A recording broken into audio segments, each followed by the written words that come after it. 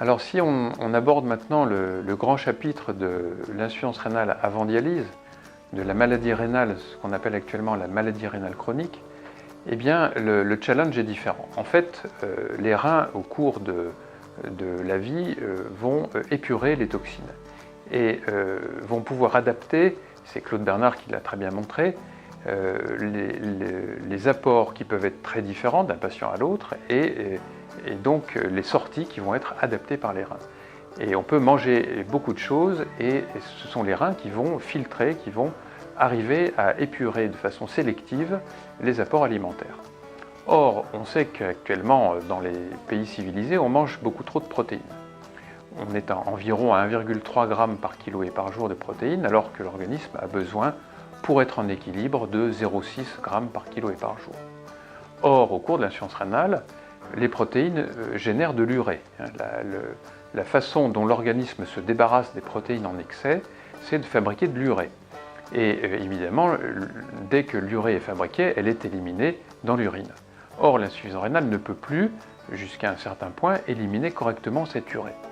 Et donc, on sait que des apports de protéines excessifs vont entraîner un surcroît d'urée et des toxines qui vont empoisonner l'organisme lorsque la maladie rénale progresse.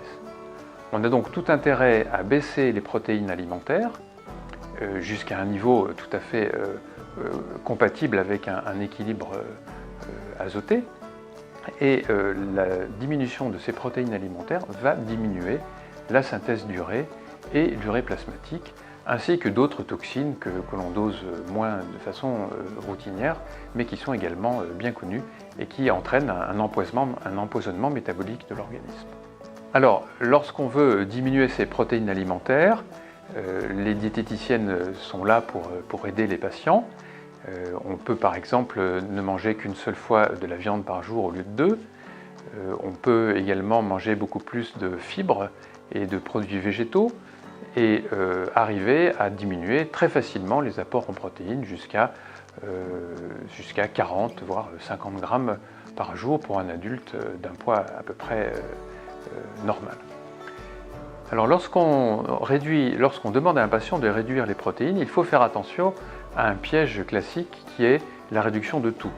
Les patients veulent souvent faire plaisir aux médecins, à la diététicienne, ils sont soucieux de leur santé et le risque quand on leur demande de réduire les protéines, c'est qu'ils en fait réduisent également les calories, l'énergie, et là il y a un risque de dénutrition.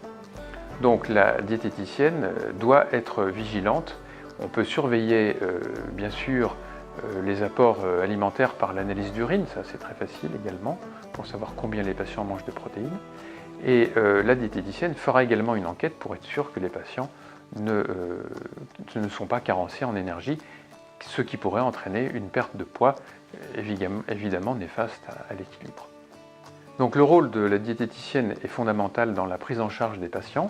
Elle doit s'assurer que les patients vont avoir un apport optimal, c'est-à-dire limité en protéines, limité en sodium également pour l'hypertension artérielle qui est très fréquente dans l'insuffisance rénale, et puis suffisante en énergie. Et c'est le point essentiel, et au cours de la maladie rénale chronique qui va durer des années et des années, elle peut durer entre 5 et 15 ans, 20 ans avant d'arriver à la transplantation ou à la dialyse, eh bien la diététicienne a un rôle important pour expliquer aux patients comment choisir ses aliments, comment faire les courses, comment faire la cuisine, comment se débarrasser du potassium par exemple lorsqu'on approche de la dialyse, et les patients doivent limiter leurs apports de potassium. Il y a des techniques de cuisson, par exemple en double, on va faire cuire 2 fois, on va faire bouillir 2 fois les aliments par exemple pour éliminer le phosphore et le potassium de la ration alimentaire. Et le rôle de la diététicienne sera tout à fait important pour les aider à prendre en charge leur maladie.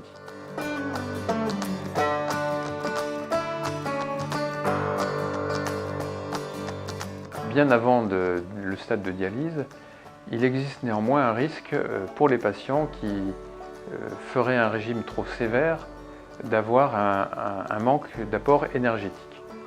Et cet apport énergétique est important, bien sûr, puisque c'est lui qui conditionne la balance énergétique et protéique de l'organisme. On ne peut pas avoir un bilan azoté correct si on est en carence énergétique, donc les calories sont essentielles au bon équilibre de l'organisme. Et il est possible qu'avant dialyse, il existe une anorexie, et cette anorexie va diminuer les apports énergétiques. Et de ce fait, le patient va se trouver en situation d'amaigrissement et aura besoin d'un soutien calorique particulier pour remonter au niveau désiré, c'est-à-dire minimum de 30 kcal par kilo et par jour.